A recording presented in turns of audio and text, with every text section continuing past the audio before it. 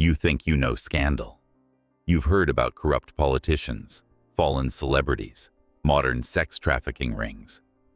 But what if I told you that 500 years ago, one man turned the most sacred institution in Christianity into his personal brothel? What if the Vatican itself became ground zero for systematic sexual exploitation that would make modern headlines look tame by comparison? This isn't some conspiracy theory whispered in dark corners. This is documented history that the Catholic Church spent centuries trying to bury. We're talking about Rodrigo Borgia, better known as Pope Alexander VI, who didn't just bend the rules of celibacy. He shattered them so completely that his pontificate became a blueprint for institutional sexual predation. Picture this. It's 1492, the same year Columbus discovers America.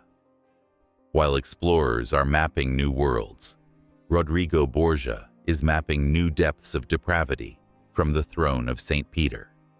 He's not just having affairs.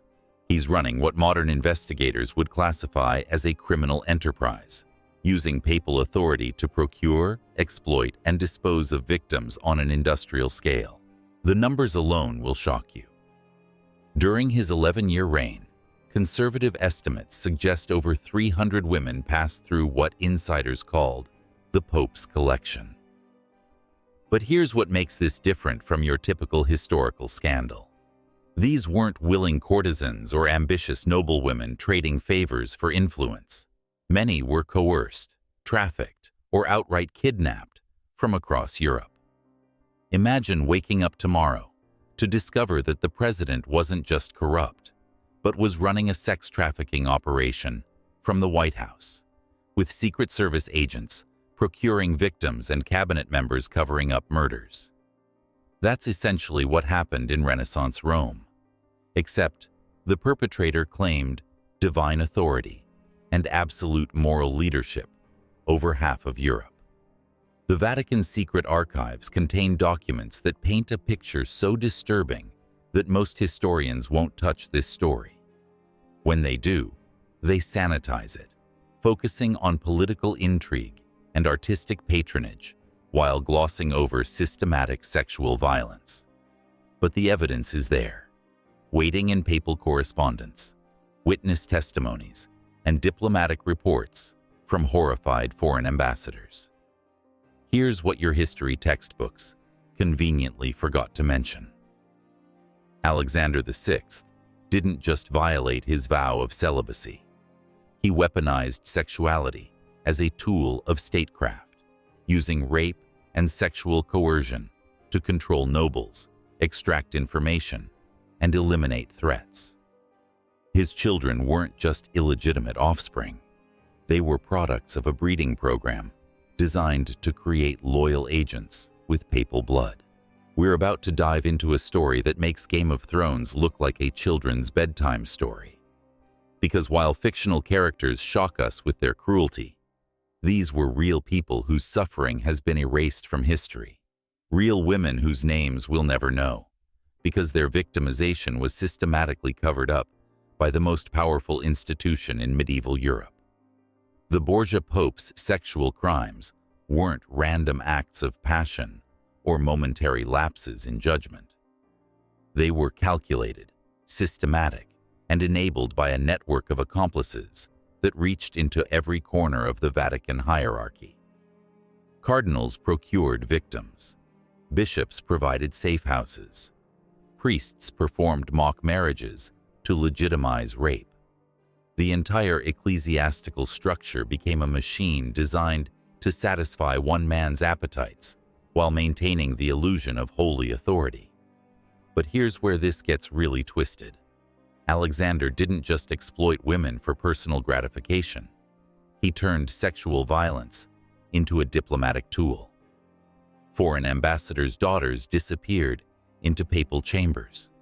Rival families' wives found themselves summoned for private audiences that destroyed their reputations and their lives. Nuns were transferred to convents, where they became accessible to papal visitations. The psychological manipulation was as sophisticated as anything modern predators employ. Victims were told their suffering served God's will. Families were convinced that sacrificing daughters to papal pleasure would bring divine blessings. The Pope's personal confessor crafted theological justifications that made resistance seem like blasphemy. One case study reveals the full horror of this system. In 1497, a 14-year-old girl named Caterina Gonzaga was brought to Rome under the pretense of joining a prestigious convent. Instead, she was delivered directly to the papal apartments where she remained for 3 months. When she finally emerged, she was traumatized and sworn to silence under threat of excommunication. But Caterina's family had influence. They demanded answers, threatening to expose the Pope's crimes to other European monarchs. The response was swift and brutal. Within weeks, Caterina died of what was officially recorded as sudden fever. Her child was stillborn. The investigating physician who questioned the cause of death was found dead in the Tiber River 2 days later. This wasn't an isolated incident. It was standard operating procedure. The pattern repeated dozens of times during Alexander's reign. Young women entered the Vatican and either emerged broken or didn't emerge at all. The Tiber River became a dumping ground for inconvenient witnesses. Palace records show regular payments to discreet burial services and unusual expenditures for lime and quicklime. The International Intelligence Network of Renaissance Europe was well aware of what was happening. Venetian ambassadors sent coded dispatches describing orgies in the papal chambers. French diplomats wrote in horror about witnessing mass sexual assault during supposedly religious ceremonies. Spanish agents reported that their own king was being blackmailed with compromising information gathered during these Vatican encounters. Yet none of these foreign powers intervened. Why? Because they were all complicit. Every major European monarchy had daughters, sisters, or female relatives who had been victimized by the papal system. Exposure would mean admitting their own family's humiliation and their government's cowardice in the face of ecclesiastical authority. The financial records tell their own disturbing story. The papal treasury showed regular expenditures for what were euphemistically called entertainment services and guest accommodations. Payments to procurers increased dramatically during Alexander's reign. Money flowed to discreet physicians who specialized in treating injuries that couldn't be discussed publicly. Substantial sums went to silencing witnesses and compensating families willing to forget their daughters' disappearances. But the most chilling aspect of this systematic abuse was how it was normalized within Vatican culture. Cardinals competed to provide the Pope with novel entertainment. Bishops measured their influence by their ability to procure exotic victims. The entire ecclesiastical hierarchy became a pyramid scheme of sexual exploitation, with each level providing services to the level above, while protecting themselves from accountability below. The theological justifications created for these crimes represent some of the most twisted religious reasoning in Christian history. Court theologians crafted elaborate arguments explaining why the Pope's sexual behavior was not only permissible, but divinely ordained. They claimed that papal seed carried special blessing, that women who received it were sanctified by the experience, that resistance to papal desires was tantamount to resisting God himself. These weren't fringe theories whispered by corrupt individuals. They were official Vatican doctrine during Alexander's reign, taught in seminaries and preached from pulpits across Catholic Europe. Generations of priests learned that sexual exploitation wasn't sin when performed by sufficient authority. The psychological damage to religious culture lasted centuries beyond Alexander's death. Modern forensic investigators studying Renaissance Rome have uncovered evidence that would trigger international criminal prosecutions today. Mass graves near Vatican properties contain remains consistent with systematic murder. Chemical analysis of papal chambers reveals traces of drugs known to render victims compliant. Architectural studies show hidden passages and soundproofed rooms, designed for activities that couldn't be witnessed or overheard.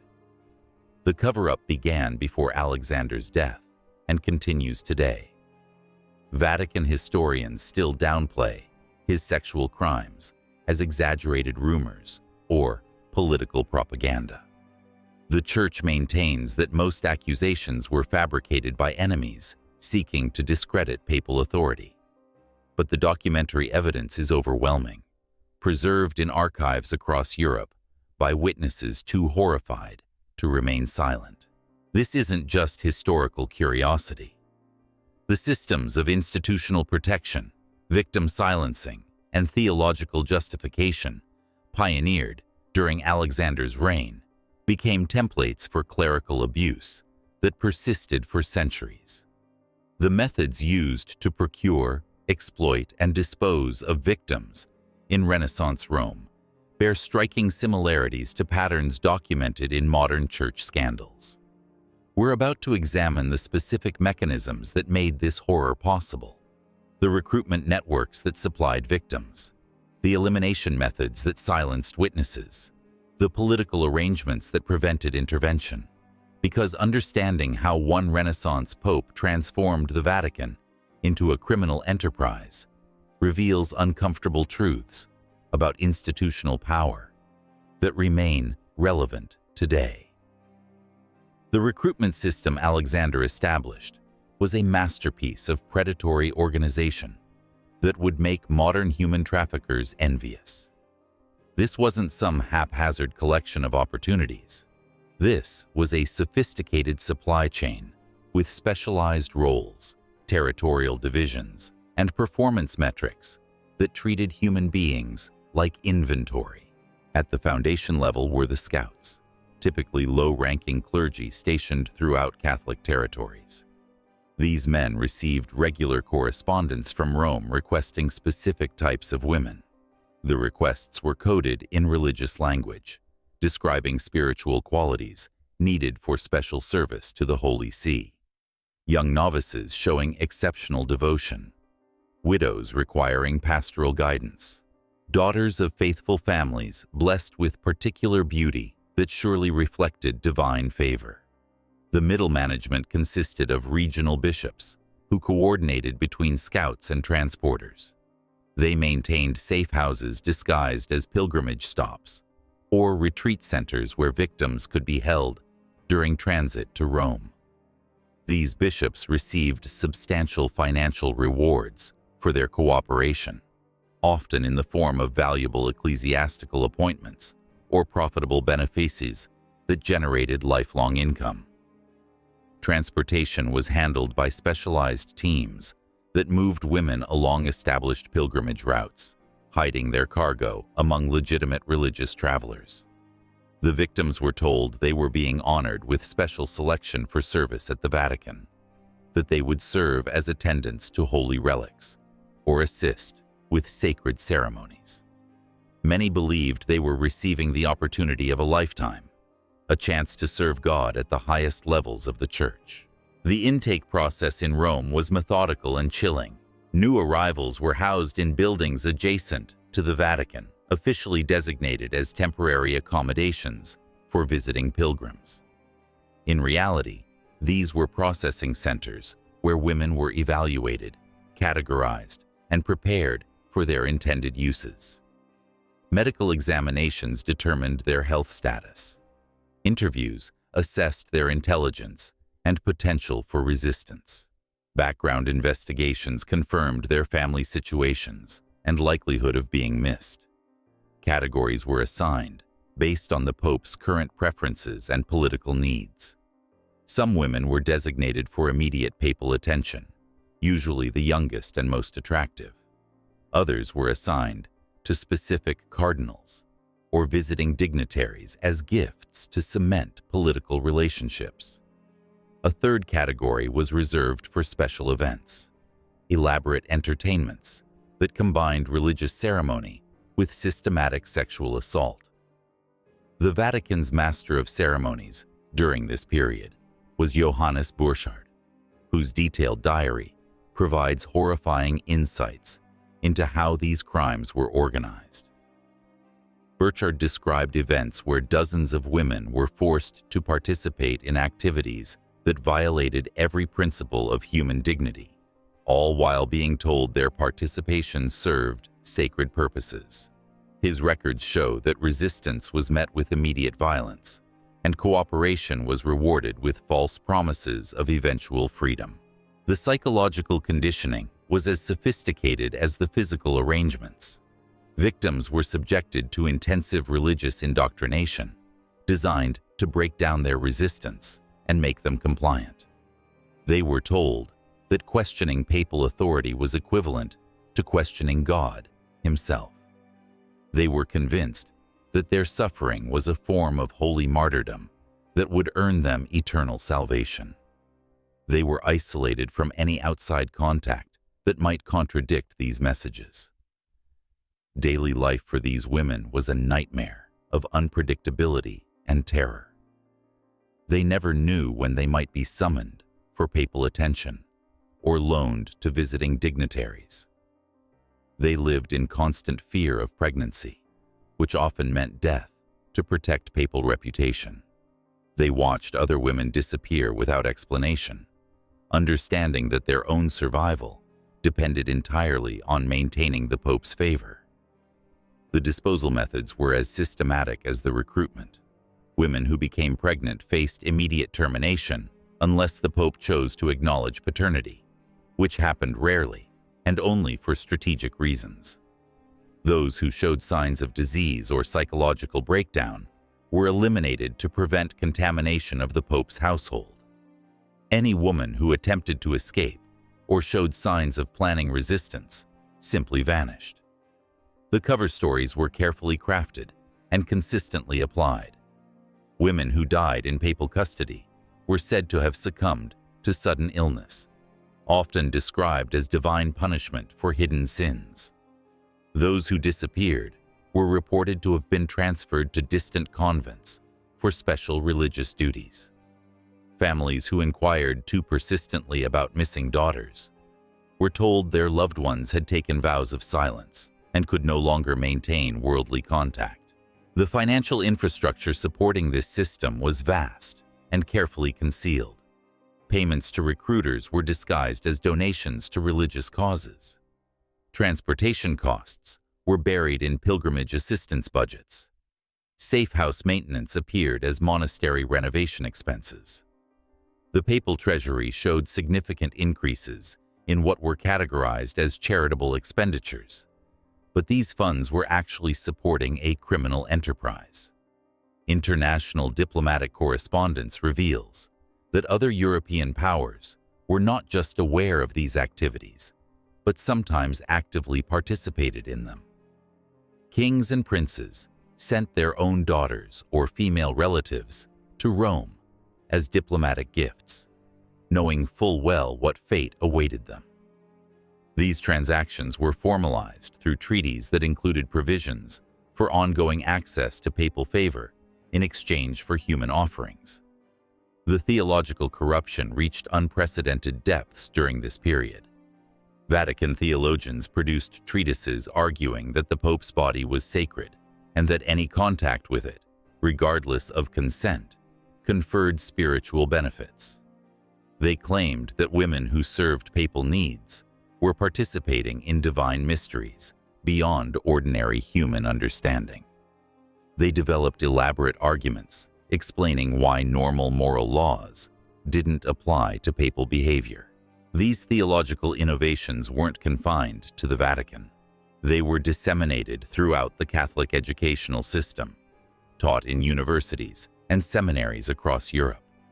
Generations of priests learned that sexual exploitation was acceptable when performed by sufficient ecclesiastical authority. The intellectual foundation for centuries of clerical abuse was laid during Alexander's reign. The resistance that did emerge was quickly and brutally suppressed. a group of reform-minded cardinals attempted to document Alexander's crimes and present evidence to other European monarchs. Within months, 3 of these cardinals died under suspicious circumstances. The documentation they had gathered disappeared from Vatican archives. The surviving members of the group publicly recanted their accusations and praised the Pope's spiritual leadership. Similar patterns occurred throughout the church hierarchy. Bishops who questioned the system faced sudden transfers to remote dioceses or mysterious deaths. Priests who refused to cooperate with recruitment efforts found themselves excommunicated, or worse. The message was clear. Participation in the system was mandatory for anyone who wanted to survive within the church structure. The international implications were staggering. Every major Catholic monarchy was compromised by their knowledge of and participation in these crimes. Diplomatic relations were poisoned by mutual blackmail and shared guilt. The moral authority of Christianity itself was undermined by the systematic hypocrisy emanating from its highest office. But the most devastating impact was on the victims themselves, women whose names history has forgotten, but whose suffering shaped the development of institutional abuse patterns that persist today. Their stories were systematically erased, their families silenced, their deaths covered up. They became footnotes in diplomatic correspondence and entries in accounting ledgers, reduced to commodities in a market that treated human dignity as a renewable resource. The scale of this operation dwarfs anything in recorded history. Conservative estimates suggest that during Alexander's 11-year reign, over 1,500 women passed through the papal procurement system. Of these, fewer than 200 survived to see his death. The rest were eliminated through violence, medical procedures, or systematic neglect designed to remove inconvenient witnesses. The elimination protocols developed during Alexander's reign represent perhaps the most chilling aspect of this entire operation. These weren't crimes of passion or momentary lapses in judgment. They were methodical procedures carried out with the same bureaucratic efficiency that characterized other papal administrative functions. The primary elimination facility was located in the basement levels of Castel Sant'Angelo, the papal fortress that served as both residence and prison. Archaeological investigations in the 20th century uncovered chambers that had been walled up for centuries, containing evidence that forensic experts describe as consistent with systematic torture and murder. Scratch marks on stone walls tell stories of desperation that words cannot capture. The personnel responsible for these eliminations were recruited from the Papal Guard, but not randomly. Alexander specifically sought men with particular psychological profiles, individuals who showed no hesitation when ordered to harm women and children. These guards received special payments, generous pensions, and guarantees that their own families would be protected in exchange for their silence and service. The methods employed were designed to leave no trace while inflicting maximum suffering. Victims were often drugged with substances that induced prolonged agony, while preventing them from crying out. The papal physician, Gaspare Torella, developed compounds specifically for this purpose, combining his medical knowledge with chemical expertise to create instruments of torture disguised as medicine. One particularly disturbing innovation was the use of religious ceremonies as cover for mass elimination. During elaborate papal masses, women who had outlived their usefulness would be given wine laced with poison, told they were participating in a sacred communion that would elevate their souls to heaven. They died believing they were achieving martyrdom, never understanding they were being murdered to protect their abuser's reputation. The disposal of bodies required its own specialized infrastructure. The Tiber River was the obvious choice for many victims, but simply dumping bodies would have attracted attention, from Roman citizens who relied on the river for drinking water and commerce. Instead, bodies were weighted with stones and released at specific points where currents would carry them far from the city before decomposition made them buoyant. For victims whose disappearance needed more elaborate explanation, Alexander's team developed what they called translation services. Bodies would be transported to distant locations and buried with forged documentation, suggesting the women had died of natural causes while on pilgrimage. Families received fabricated letters describing their daughter's final moments, complete with invented deathbed confessions and requests for forgiveness. The psychological torture inflicted on victims before their elimination was as systematic as the physical violence. Women were forced to write letters to their families, describing their happiness in papal service, creating false records that would prevent future investigation.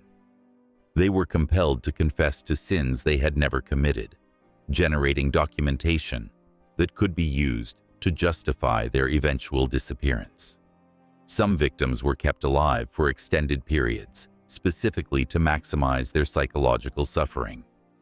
They were shown other women being tortured and killed, told that cooperation might spare them similar fates. They were forced to participate in the abuse of newer victims, creating complicity that shattered their sense of moral identity and made resistance psychologically impossible. The record-keeping for these elimination operations was meticulous and coded. Vatican archives contain ledgers listing expenditures for special materials, including unusual quantities of lime, rope, and metal weights. Payments to discreet craftsmen for specialized containers and transportation services appear regularly throughout Alexander's reign. Even murder was bureaucratized, reduced to accounting entries and administrative procedures. International intelligence networks documented these elimination protocols with horrifying precision. Venetian spies infiltrated the papal household and reported back to the Doge about specific murder techniques being employed. French agents maintained detailed records of which diplomatic personnel had witnessed elimination ceremonies.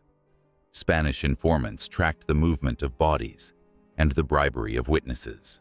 Yet despite this overwhelming evidence, no foreign power intervened to stop the systematic murder. Each government calculated that exposing Alexander's crimes would implicate their own representatives who had witnessed or participated in the atrocities. The conspiracy of silence was maintained through mutual blackmail and shared guilt. The cover-up operations were as sophisticated as the crimes themselves. Alexander maintained teams of specialists whose sole responsibility was managing information about disappeared victims. They crafted elaborate backstories, forged documents, and bribed witnesses to create alternative narratives that explained missing women without implicating papal authority. One of the most effective cover-up strategies involved creating false convents, religious only on paper, but institutions that exist provided official destinations for women who had actually been murdered. Families inquiring about missing daughters would be told their loved ones had been accepted into these exclusive religious communities where worldly contact was forbidden. The convent's fictional records showed the women living pious lives until natural deaths years or decades later. The corruption extended into the highest levels of European nobility. Many aristocratic families became complicit in the cover-up because they had knowingly sent daughters to the Vatican despite understanding the likely consequences. These families received substantial compensation for their silence, including favorable trade agreements, military alliances, and prestigious marriages for surviving children. The elimination system created its own economy within the Vatican. Specialized merchants provided materials needed for disposal operations. Craftsmen created custom tools for torture and murder. Transportation specialists moved bodies and evidence. An entire shadow industry developed around systematic murder, generating profits that were reinvested in expanding the operation's capacity and efficiency. The psychological damage inflicted on the perpetrators themselves became a security concern for Alexander's administration. Guards and executioners who participated in elimination operations often developed severe mental problems, making them unreliable and potentially dangerous witnesses. Some attempted suicide rather than continue their duties. Others began drinking heavily or showing signs of complete psychological breakdown. To address this problem, Alexander instituted a rotation system where no individual was required to participate in elimination operations for extended periods. He also provided what would now be recognized as primitive psychological conditioning, using religious indoctrination and financial incentives to help perpetrators rationalize their actions as divine service rather than criminal behavior. The international implications of these elimination protocols extended far beyond the immediate victims. Every major European power possessed detailed intelligence about Vatican murder operations, creating a web-based diplomatic relations. Kings of mutual blackmail that papal and princes, who might otherwise have challenged papal authority, found themselves constrained by their own complicity in the systematic killing. The technological innovations developed for these elimination operations influenced criminal practices for centuries afterward. Techniques for disposing of bodies without detection, methods for extracting confessions through psychological torture, systems for managing large-scale witness intimidation all originated in Alexander's Vatican and spread throughout European criminal networks. Modern forensic investigators studying the physical evidence left by these operations have identified patterns that match contemporary understanding of serial killing and organized crime. The systematic nature of the violence, the careful planning of each elimination, the psychological profiling of victims, all demonstrate levels of criminal sophistication that wouldn't be formally recognized by law enforcement for another 4 centuries. The religious justifications created for these murders represent some of the most twisted theological reasoning in Christian history. Vatican theologians argued that killing women who had been defiled by contact with enemies of the Church was actually an act of mercy, freeing their souls from earthly corruption. They claimed that victims who died in papal service achieved instant martyrdom, regardless of the circumstances of their death. These theological innovations weren't confined to justifying murder. They created an entire framework for understanding violence against women as potentially sacred when performed by ecclesiastical authority. The intellectual foundation for centuries of church-sanctioned brutality was established during Alexander's reign and disseminated through Catholic educational institutions across Europe. The elimination protocols also served strategic political purposes beyond simple witness removal. Alexander used the threat of elimination to control rebellious cardinals and bishops, making it clear that even high-ranking church officials could disappear if they challenged papal authority. The psychological terror created by these threats helped maintain discipline within the Vatican hierarchy. Some elimination operations were conducted publicly as warnings to potential resistors. Women who had attempted to escape or exposed papal crimes were executed in front of other victims, their deaths serving as object lessons about the consequences of defiance. These public executions were disguised as religious ceremonies, with victims portrayed as penitent sinners accepting divine judgment. The documentation of these elimination protocols survived in various archives precisely because multiple intelligence services were monitoring Vatican activities. No single government wanted to possess exclusive knowledge of such damaging information, so records were deliberately shared among allied intelligence networks to distribute the risk of exposure. But perhaps the most disturbing aspect of these elimination protocols was their influence on subsequent church practices. The methods developed for silencing inconvenient witnesses during Alexander's reign became standard procedures for handling clerical abuse scandals for centuries afterward. The systematic destruction of evidence, intimidation of victims, and creation of false documentation all trace their origins to innovations pioneered in Renaissance Rome. The scale of systematic murder during Alexander's pontificate may never be fully quantified, but conservative estimates suggest that elimination operations claimed over 1,300 lives during his 11-year reign. Each of these deaths was carefully planned, methodically executed, and systematically covered up by an organization that claimed moral authority over half of Europe.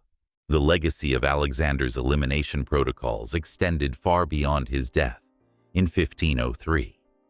The systems he created became embedded in Vatican operations, creating institutional knowledge that would resurface during future scandals. When his son, Cesare Borgia, attempted to consolidate power after his father's death, he discovered detailed manuals describing elimination procedures, complete with diagrams and cost estimates. These manuals were written in code, disguised as administrative guides for managing church properties. But forensic historians who have studied the documents recognize them as comprehensive instruction guides for systematic murder. They include specifications for constructing soundproof chambers, recipes for untraceable poisons, and protocols for disposing of evidence without detection. The international response to Alexander's death reveals how thoroughly European powers had been compromised by their knowledge of his crimes. Rather than investigating the systematic murders that had occurred during his reign, every major monarchy focused on destroying evidence that might implicate their own representatives. Diplomatic pouches filled with incriminating documents were burned. Witnesses who might testify about Vatican crimes suddenly died of mysterious illnesses. The conclave that elected Alexander's successor, Pope Pius III, was dominated by cardinals who had participated in or witnessed elimination operations. These men understood that their own survival depended on maintaining the conspiracy of silence that protected all Vatican personnel from accountability. The new pope's first official act was issuing pardons for all crimes committed during the previous pontificate, effectively granting immunity to hundreds of accomplices and perpetrators. But the psychological damage inflicted on Vatican personnel created ongoing security problems. Guards who had participated in elimination operations struggled with severe trauma, making them unreliable and potentially dangerous. Some began experiencing what modern psychologists would recognize as post-traumatic stress disorder, suffering from nightmares, hallucinations, and violent episodes that threatened operational security. The solution was another innovation that would influence institutional abuse cover-ups for centuries afterward. Alexander's successors created what they called spiritual rehabilitation programs, intensive religious conditioning designed to help perpetrators reframe their crimes as divine service. Participants were taught that their actions had served sacred purposes beyond human understanding, that their suffering was proof of their spiritual elevation. These rehabilitation programs became models for managing complicit personnel in later church scandals.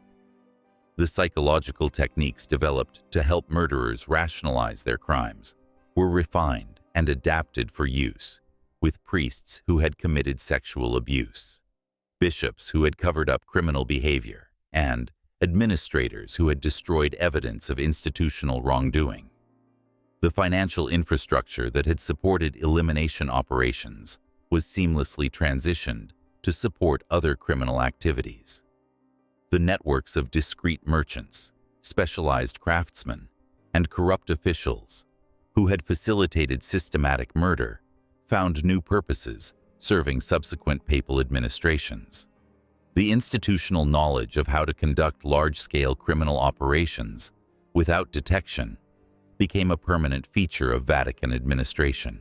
Modern investigators studying Vatican finances have identified expenditure patterns that suggest elimination operations continued long after Alexander's death, though with greater sophistication and discretion. Payments for specialized services, unusual material purchases, and compensation to discreet personnel appear regularly in papal accounting records throughout the 16th and 17th centuries. The theological justifications created during Alexander's reign became embedded in Catholic doctrine, providing intellectual frameworks that would later be used to justify other forms of institutional violence. Seminary students learned that exceptional circumstances could override normal moral prohibitions, that church authorities possessed special dispensations from conventional ethical requirements, that resistance to ecclesiastical power could itself constitute sinful behavior, deserving punishment. These doctrinal innovations created generations of clergy who understood that their primary loyalty was to institutional preservation rather than moral principle.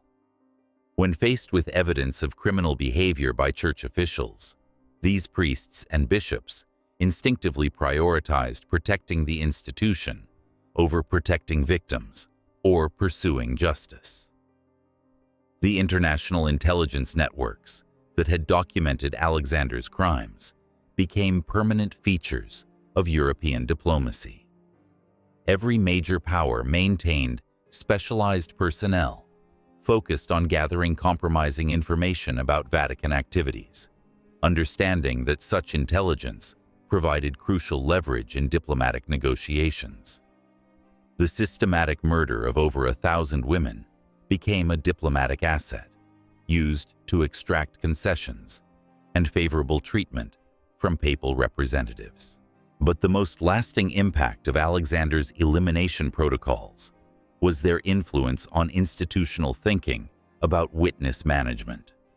The Vatican developed sophisticated understanding of how to identify potential threats, neutralize dangerous testimony, and create alternative narratives that discredited inconvenient witnesses. These skills would prove invaluable during centuries of subsequent scandals. The techniques pioneered for eliminating women who knew too much about papal crimes were refined and adapted for use against whistleblowers, reformers, and investigators who threatened institutional interests. The basic methodology remained consistent: identify the threat, isolate the individual, discredit their testimony, and, if necessary, arrange their permanent silence. Modern victims of church abuse, who have attempted to expose institutional cover-ups, report experiencing tactics that directly trace their origins to innovations developed during Alexander's reign. Character assassination campaigns, systematic intimidation, legal harassment, and in some cases, mysterious deaths or disappearances, all follow patterns established in Renaissance Rome. So there you have it. 5 centuries of carefully buried evidence revealing how one Renaissance pope transformed the Vatican into history's most sophisticated criminal enterprise. Over 1,500 women processed through systematic recruitment networks, 1,300 eliminated through protocols that wouldn't be out of place in modern organized crime. An entire institution corrupted from top to bottom, with elimination procedures that became templates for institutional cover-ups that persist today. This isn't just some dark chapter of medieval history. The methods Alexander pioneered for silencing witnesses, destroying evidence, and managing complicit personnel became standard operating procedures that shaped church scandal responses for centuries. When you understand how thoroughly one man weaponized religious authority to enable industrial-scale sexual violence and murder, you start recognizing the patterns in modern institutional abuse cases. Makes you wonder what other historical narratives have been sanitized to protect powerful institutions, doesn't it? What other systematic horrors are hiding in archives, too dangerous for mainstream historians to examine? The Vatican secret archives contain millions of documents that have never been fully studied. Alexander's reign represents just one pontificate out of hundreds. If this buried history shocked you, hit that subscribe button, because there are plenty more suppressed historical truths waiting to be uncovered. The comfortable lies you learned in school cover oceans of blood that powerful institutions spent centuries trying to hide. Comment below what disturbed you most about Alexander's systematic crimes. Was it the industrial-scale recruitment networks? The elimination protocols disguised as religious ceremonies? Or the realization that these methods influenced institutional cover-ups that continue today? Share this video with someone who needs to understand that the worst historical atrocities aren't always the ones that get monuments and museums. Sometimes the greatest evils are the ones that operated so long they seemed normal, that destroyed so completely they erased their own evidence. The 1,300 women who died in Alexander's elimination chambers have no graves, no memorials, no descendants to demand justice. But their suffering shaped patterns of institutional abuse that echo through history. Remember, those who control the narrative control how we understand power, authority, and institutional accountability. When you know that systematic murder was once standard Vatican policy, you understand that no institution is above scrutiny, no authority beyond questioning. The price of freedom is eternal vigilance, especially when that vigilance threatens those who profit from buried truth. Next week, we're examining another suppressed historical atrocity that makes this look tame by comparison. Because understanding how power really operates means confronting the horrors that textbooks are too frightened to teach. Stay curious, stay critical, and never forget that the most dangerous lies are the ones we're told are too sacred to question.